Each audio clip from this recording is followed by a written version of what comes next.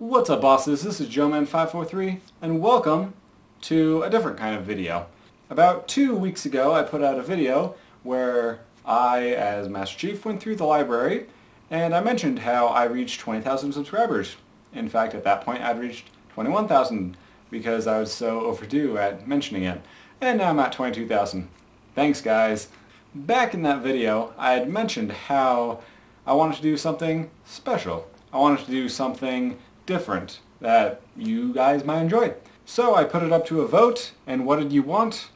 Well, with a 30-18 amount of voting, almost twice as many of you wanted to see my setup, the physical, the hardware, the things I can touch.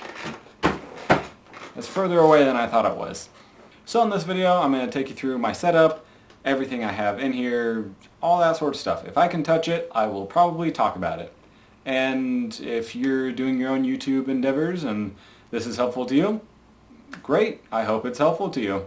I don't think there is a perfect setup. I think there's what works for you.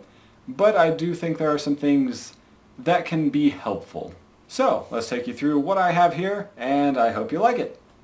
So before I even talk about the computer stuff, let's talk about the room. This room here is what I call our theater. And some people have asked, why is there a microwave? Why is there a refrigerator? Well, because it's a theater.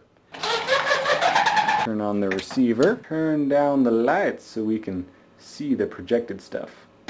Yeah, so I have my popcorn, my microwave, my refrigerator with drinks and sauces and stuff in it if I'm eating fast food, and all my electrical stuff over here. It actually goes through the ceiling to the projector and all that. I'm real proud of that. Anyway, projected onto a screen because ain't nobody got TVs this big.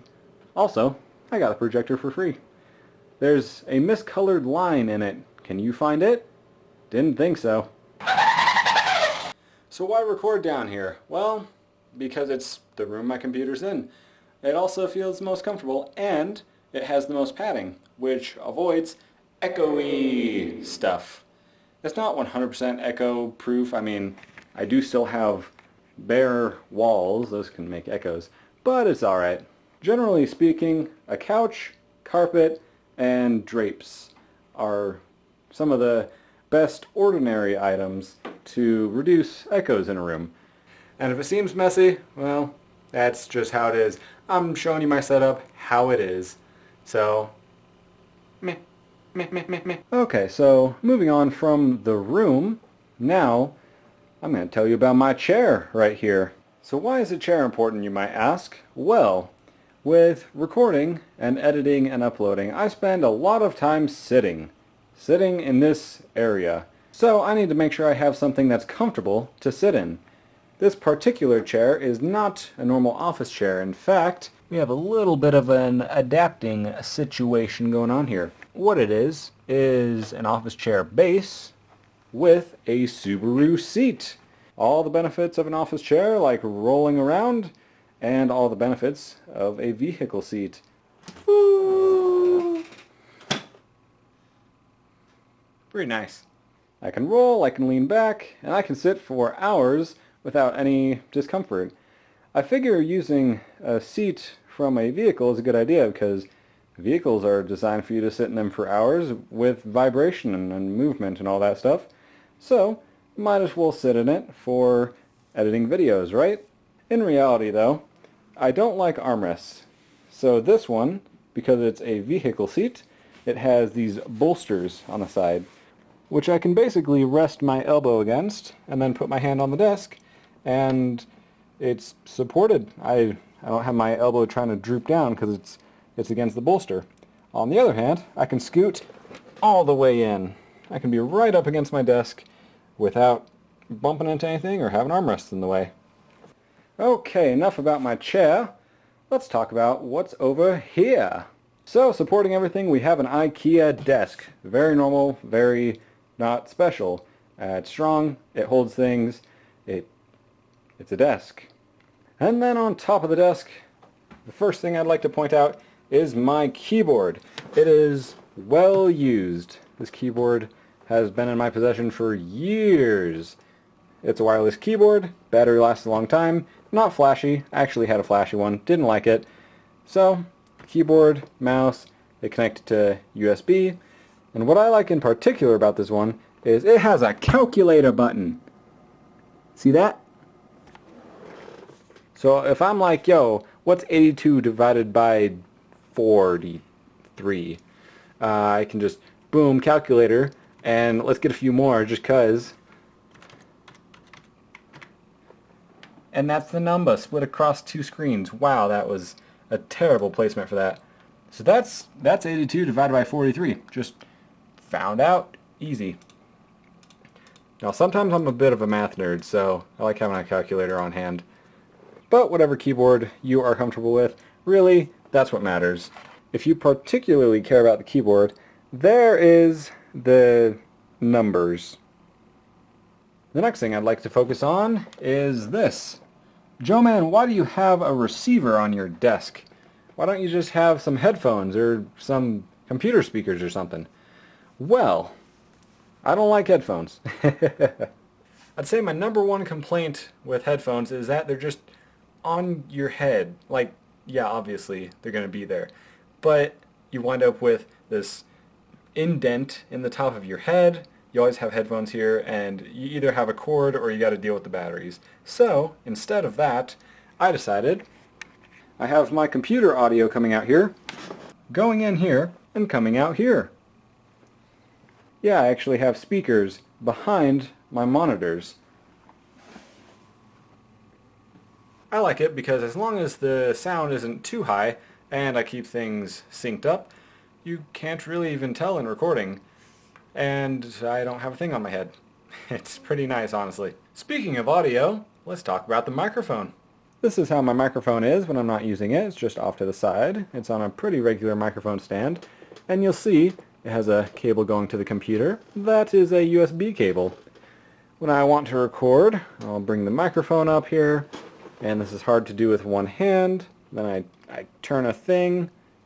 I put the microphone into place there. And then I've got that thing in place. But then I need to go over here, tighten that. It's hard to hold the camera while I do this. Usually a turn and a half or 2 turns is good. And then my microphone is there. And then lastly, plug it in.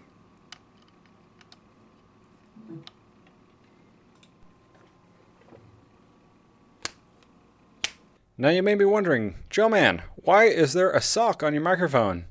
Well, it's a pop filter. In case you're not sure what a pop filter does, it filters out pops.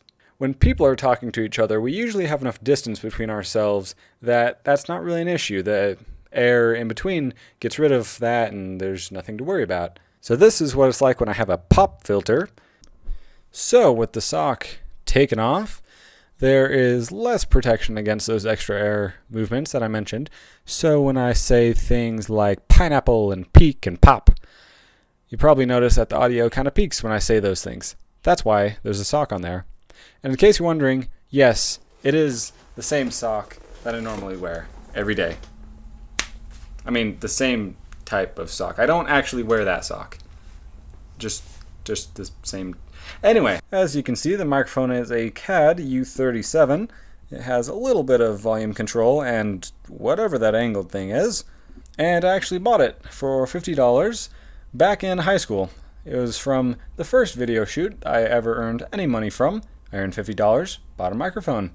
I was still doing YouTube way back then. I've been doing YouTube for a long time.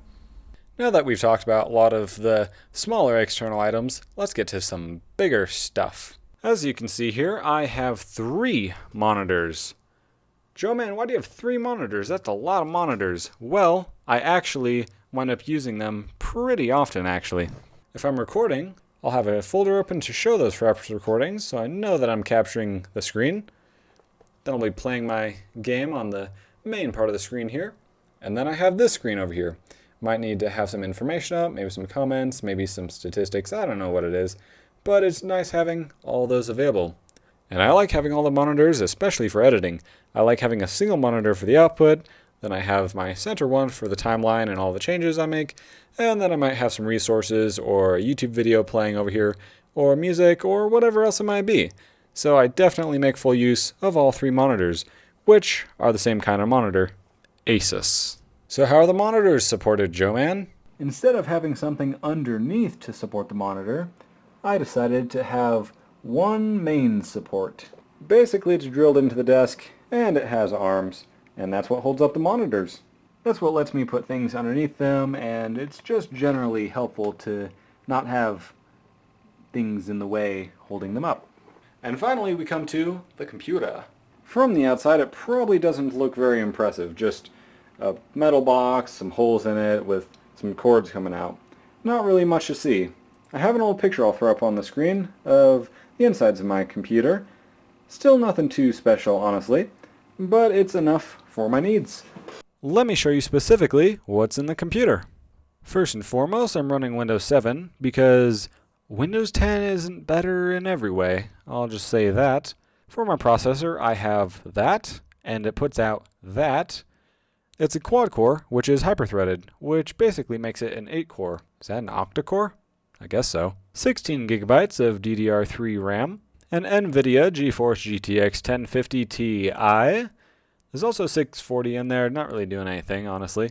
And about 8 terabytes of storage space, which I'm looking to upgrade soon.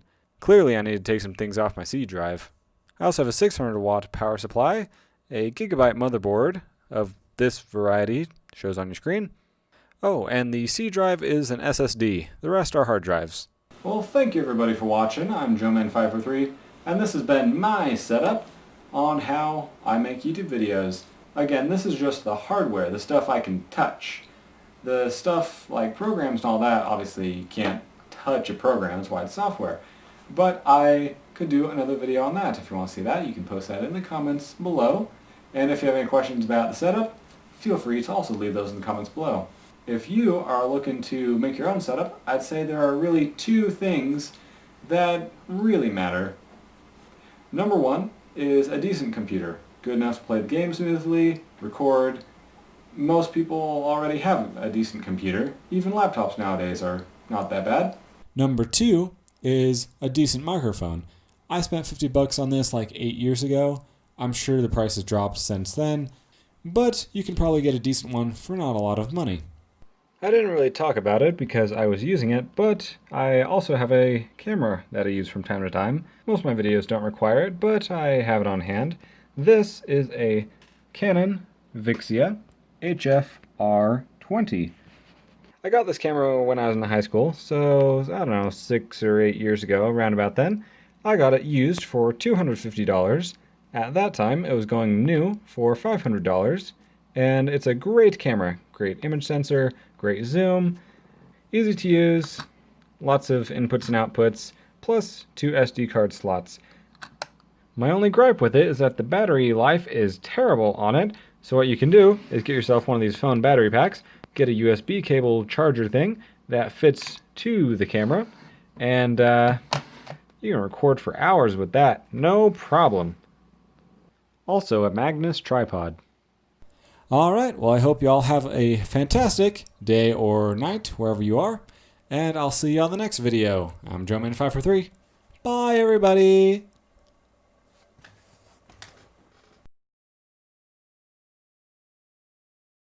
I can't go any further back, there's a desk.